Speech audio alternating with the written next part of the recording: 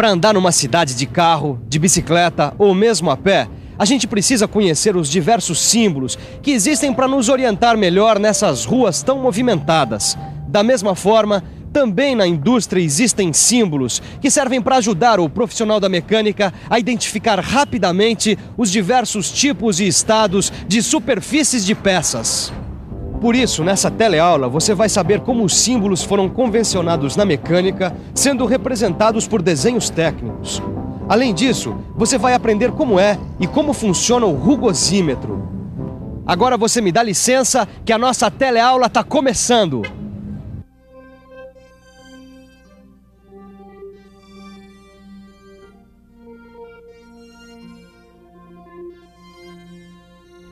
Agora sim, para acabar esse desenho só falta colocar os símbolos indicativos de superfície da peça. Mas para isso a gente vai ter que consultar esse tipo específico de simbologia. A norma ABNT NBR 8404. Mas para você entender mais facilmente como funciona essa simbologia, o melhor é saber como funcionam os símbolos sem nenhuma indicação. Esse símbolo básico aqui só pode ser usado quando o seu significado for complementado por uma indicação. Este outro caracteriza uma superfície usinada, sem mais detalhes. E esse terceiro caracteriza uma superfície na qual a remoção de material não é permitida. Ele indica que a superfície deve permanecer no estado resultante de um processo de fabricação anterior. Poxa, Silva, pelo menos agora eu entendi a parte básica dessa simbologia. Também mais cedo ou mais tarde, eu vou ter que saber para que serve cada símbolo desse. Então está na hora de você saber como ficam os símbolos com a indicação da característica principal da rugosidade RA. Dá uma olhada aqui. Aqui a remoção do material pode ser facultativa, exigida ou não permitida. Mas seja qual for o caso, tá? Esse símbolo é característico de uma superfície com rugosidade 3,2 micrômetros. Então aqui quer dizer que, independente da remoção do material ser facultativa, exigida ou não permitida, o significado deste símbolo é uma superfície com rugosidade de valor máximo RA igual a 6,3 micrômetros e o mínimo igual a 1,6 micrômetros. Eu tô certo, Silva? É isso aí, garoto. Agora, além de indicarem a característica principal da rugosidade, os símbolos também podem trazer informações complementares muito importantes. Quer saber como? Então preste atenção e fique por dentro.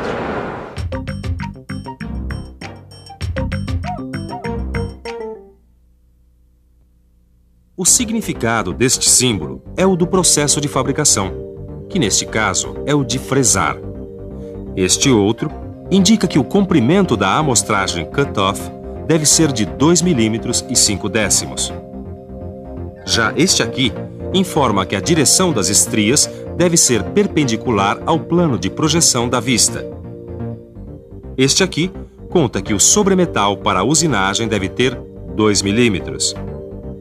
E por fim, com este símbolo, é feita a indicação, entre parênteses, de um outro parâmetro de rugosidade diferente de RA, como por exemplo, o RT, igual a 4 décimos de milímetro.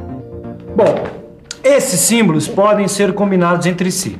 Ou então eles podem ser utilizados em combinação com os símbolos que indicam a principal característica da rugosidade RA. Vamos dar uma olhada como é que ficam esses símbolos mais completos. Olha, aqui, por exemplo, é uma indicação complementar e explica o sentido do símbolo. E aqui, como dá para entender, significa que uma indicação complementar explica o significado dos símbolos. Agora, pode acontecer de um desenho técnico vir com diversas especificações do estado de superfície no símbolo. Veja como elas funcionam. Em A, vem o valor da rugosidade RA em micrômetro, ou classe de rugosidade N1 até N12.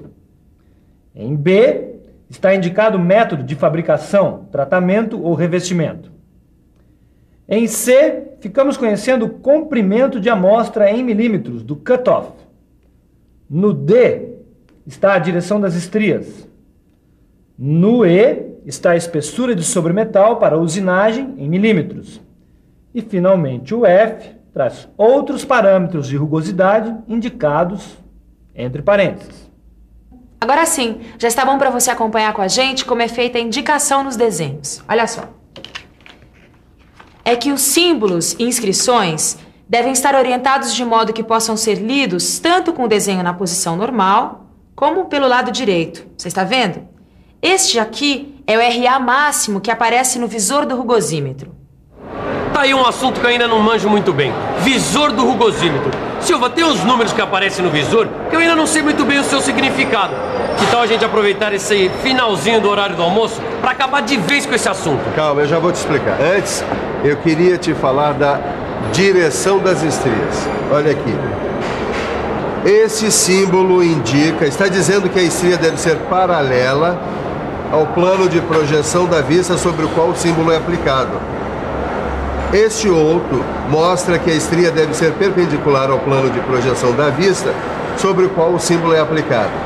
E este aqui indica que as estrias devem ser cruzadas em duas direções oblíquas em relação ao plano de projeção da vista sobre o qual o símbolo é aplicado.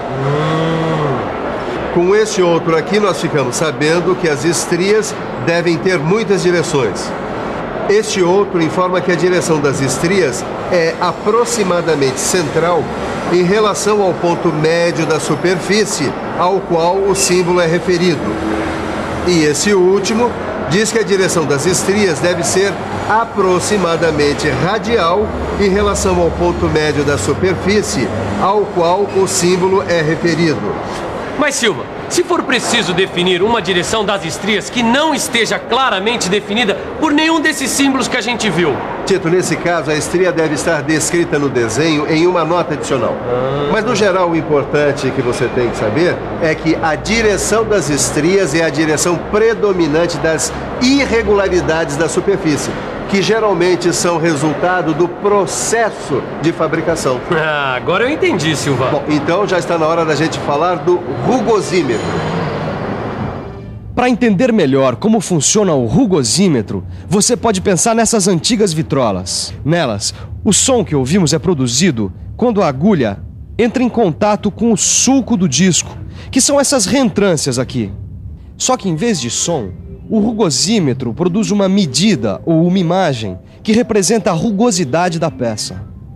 O rugosímetro é muito usado na indústria para o controle de superfície de peças e ferramentas. Ele garante um alto padrão de qualidade nas medições e se destina à análise e resolução dos problemas de rugosidade de superfícies. E agora, para conhecer o princípio de funcionamento do rugosímetro, o melhor é conversar com a técnica que mais entende de metrologia. Não é à toa que esse aparelho é chamado de rugosímetro. Bom, pelo que você disse, ele serve para fazer avaliação de rugosidade ou textura primária, não é isso? É isso mesmo. Com o tempo, surgiram critérios para avaliação de uma textura secundária, também conhecida como ondulação. E esses aparelhos, eles foram ganhando essa nova dimensão. E por que não mudaram o nome desses aparelhos? Por uma questão de comodidade, Caio.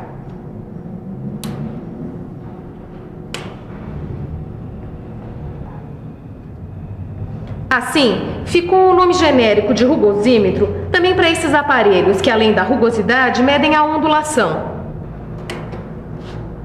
Hoje em dia, todos os aparelhos em uso, tanto no laboratório como nas linhas de produção, eles são eletrônicos e são classificados em dois grandes grupos. Um grupo é desses aparelhos aqui que, além da leitura, ele faz o registro em papel do perfil efetivo da superfície.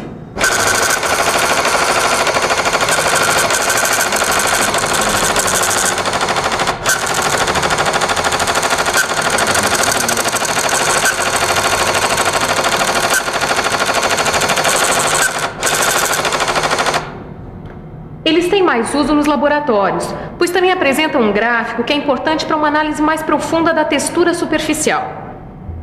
Mas, Silva, me diz uma coisa. Esse outro grupo de rugosímetros é igual a esses aparelhos que a gente utiliza aqui na linha de produção? É. A diferença em relação aos aparelhos usados lá no laboratório é que esses aqui só fazem a leitura dos parâmetros da rugosidade. E essa leitura tanto pode ser analógica quanto digital. Esse grupo de aparelhos é muito usado na linha de produção. Olha aqui, é como esse rugosímetro portátil digital. Agora você vai conhecer cada uma das partes que formam os aparelhos para avaliação da textura superficial. Você vai ver que a primeira delas se parece muito com uma agulha de vitrola. É o apalpador, também chamado de pick-up. Repare que ele desliza sobre a superfície que vai ser controlada, levando os sinais até a agulha exploradora das irregularidades. A unidade de acionamento é a parte que desloca o apalpador sobre a superfície numa velocidade constante e por uma distância desejável, mantendo-o sempre na mesma direção. O amplificador contém a parte eletrônica principal. Ele tem um indicador de leitura que recebe os sinais da agulha, amplia esses sinais e depois calcula em função do parâmetro escolhido. Registrador é um acessório do amplificador que em alguns casos é incorporado a ele próprio e fornece a reprodução em papel do corte efetivo da superfície. Agora eu já conheço os dois grupos de rugosímetros e sei como funcionam todas as partes do aparelho. Só falta agora colocar a mão na massa, Sofia. Ainda não, Caio. Você precisa conhecer os processos de determinação da rugosidade. Como tudo na mecânica, o processo de utilização do rugosímetro ele obedece a determinados critérios. Tá, e como é que é isso? Bom, o processo consiste no seguinte. Basicamente, em percorrer a rugosidade com um apalpador de formato normalizado, acompanhado de uma guia ou patim, em relação ao qual ele se move verticalmente. Posso tentar fazer dessa forma aqui? Pode sim, Caio. Mas repare que enquanto o apalpador acompanha a rugosidade, a guia ou patim acompanha as ondulações da superfície. O movimento da agulha é transformado em impulsos elétricos e registrado no mostrador e no gráfico. Enquanto o Caio pratica um pouco mais a forma correta de usar o rugosímetro, por que você não aproveita e faz uma boa revisão? E atenção, se liga aí que é hora da revisão. Na teleaula de hoje, você acompanhou em detalhes os diversos símbolos utilizados na indicação do estado de superfície e viu como estes símbolos são usados em desenho técnico. Aprendeu a diferença entre os dois grupos de rugosímetros. E ainda ficou sabendo como funcionam cada uma das partes deste aparelho. Se você não quiser esquecer nada do que aprendeu hoje, abra o seu livro de estudos e mãos à obra. Nele você vai encontrar exercícios que vão ajudar a fixar os novos conhecimentos. Pratique e progrida no curso profissionalizante. Até! Até a próxima!